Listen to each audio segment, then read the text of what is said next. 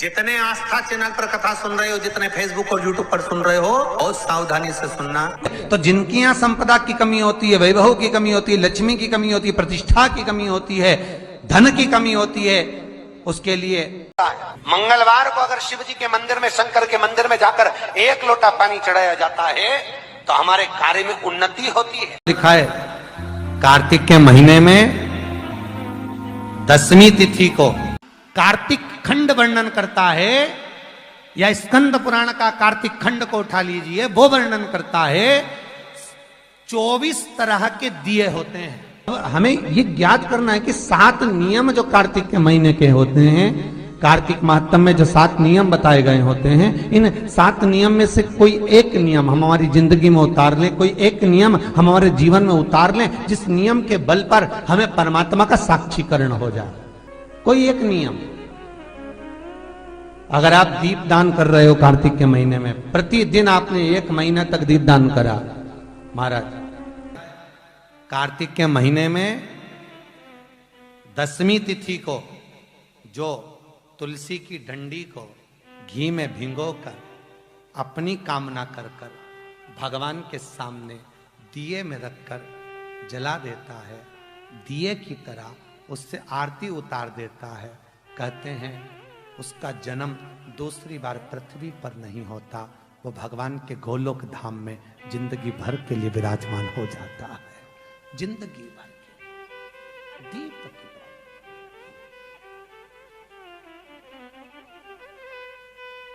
विष्णु पुराण किस किसने सुनी है? हाथ उठा। विष्णु पुराण का 5वां अंश कार्तिक खंड वर्णन करता है, या स्कंद पुराण का कार्तिक खंड को उठा लीजिए, वो वर्णन करता है 24 तरह के दिए होते हैं। कितने तरह के? 24 तरह के दीप होते हैं।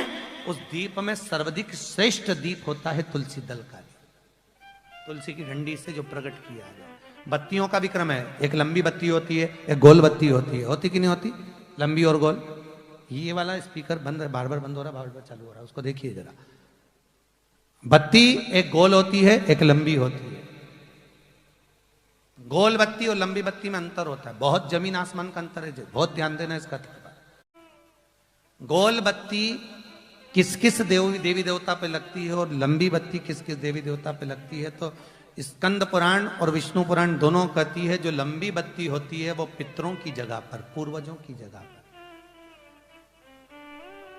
पूर्वजों की जगह पर, बड़ के पेड़ के नीचे, पीपल के पेड़ के नीचे लंबी बत्ती का प्रमाण है। किसी देवी के स्थान पर, जो देवी की पूजन करते हैं, जगदम्बा की पूजन करते हो, पार्वती की करते हो, लक्ष्मी की करते हो, कुल देवी का स्मरण करते हो, लंबी बत्ती का प्रमाण। और जो गोल बत्ती होती है, वो गोल बत्ती का प्रमाण किसी हनुमान मंदिर, राम मंदिर, शिव मंदिर, जितने देवताओं के मंदिर हैं वहां पर गोल बत्ती का प्रमाण। लंबी बत्ती देवी के स्थान पर इसलिए जलाई जाती है क्योंकि देवी वंश की और लक्ष्मी की वृद्धि करती है, तो लक्ष्मी और वंश बड़ा होना चाहिए, लंबा होना चाहिए। और देवता के सामने गोल बत्ती इसलिए लगाई जाती है कि हमारा मन, ये चित्त, ये वृत्ति आपके चरणों में टिकी रहे और एक दिन हम भी वैकुंठ का वास करें, इसलिए गोल बत्ती लगाई जाती है। एक सहस्त्र बत्ती होती है, करें दर्शन कभी? यहां पे माताएं बैठ बैठ के बनाती रहती है 100 बत्ती, 108 बत्ती, 108 बत्ती बनाकर भगवान के सामने। उसका क्या प्रमाण है? कौन से पुराण में लिखा है कि 108 और सहस्त्रावली बत्ती लगाई जाए? तो स्कंद पुराण में कार्तिक खंड के अंदर स्पष्ट किया गया, सहस्त्रावली बत्ती, 108 लंबी बत्तियों का जो प्रमाण है, वो कहते हैं कि जिस व्यक्ति ने किसी तीर्थ को ना करा हो, पूरे तीर्थ नहीं गए हो, सारे तीर्थों का स्नान नहीं करा हो, किसी तीर्थ में दर्शन करने से वंचित रह गए हो, तो 108 बत्ती की एक बत्ती बनाकर किसी नारायण के मंदिर में, शिव मंदिर में, देवी के मंदिर नहीं, केवल देवता के मंदिर में अगर उसको घी में भिगोकर प्रज्वलित कर दिया जाता है तो सारे तीर्थों के दर्शन का फल उस जीव को प्राप्त हो जाता है। उसको सहस्त्रावली बत्ती, 108 सहस्त्रता।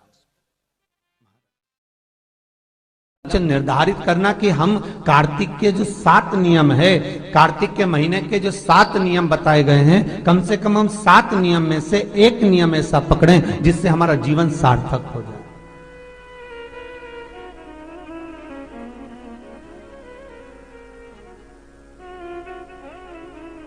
आप भले 7 नियम नहीं कर रहे कार्तिक के, भले एक नियम करो, पर वो नियम हमारा पूर्ण चलना चाहिए, उसकी नियम की पूर्णता पूर्ण होना चाहिए।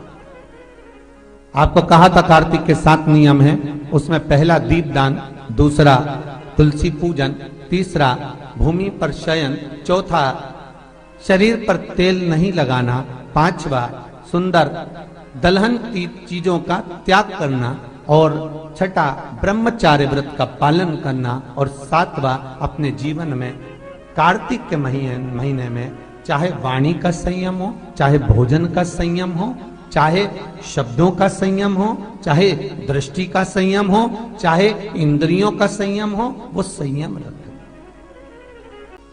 वो संयम धारण करना। अब हमें ये ज्ञात करना है कि 7 नियम जो कार्तिक के महीने के होते हैं, कार्तिक माहात्म्य में जो 7 नियम बताए गए होते हैं, इन 7 नियम में से कोई एक नियम हम हमारी जिंदगी में उतार लें, कोई एक नियम हम हमारे जीवन में उतार लें, जिस नियम के बल पर हमें परमात्मा का साक्षीकरण हो जाए।